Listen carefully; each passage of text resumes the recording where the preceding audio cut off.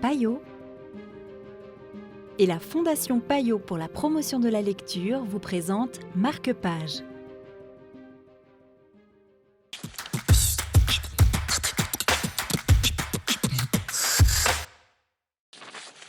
Bonjour et bienvenue dans Marque-Page. Aujourd'hui, nous découvrons Le contrat de La Balerte aux éditions des Femmes.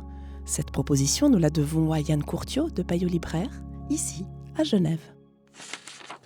Le contrat de La Balerte est un roman très étonnant qui se compose de deux parties bien distinctes. La première étant un homme qui perd son ami, qui est un grand écrivain auprès duquel il peut récupérer le manuscrit pas encore édité et lancer sa maison d'édition qui a ça de très spécifique, ça s'appelle les éditions Thanatographes et qui seront spécialisées dans les derniers écrits d'écrivains.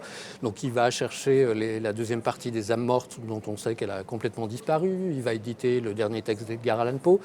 Et puis, il va essayer d'approcher des vivants pour leur proposer un dernier texte et, si possible, peut-être s'en débarrasser ensuite.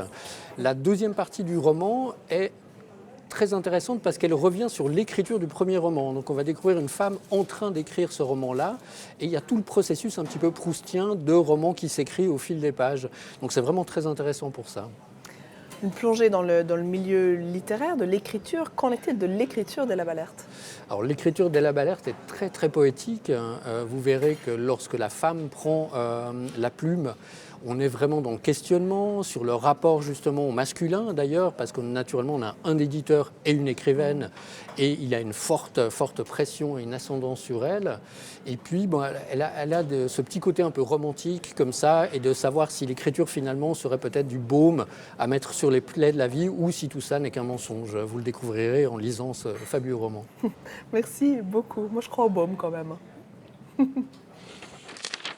Car le temps des écrivains tourne à rebours et grain à grain remonte dans le sablier. Toute mort d'un artiste est une introduction à son œuvre, son prologue, et non son épilogue, une épiphanie, non une disparition. C'était Le contrat de La Balerte pour Marque-Page. Il est l'heure de vous quitter, mais je vous retrouve bientôt pour de nouvelles aventures littéraires.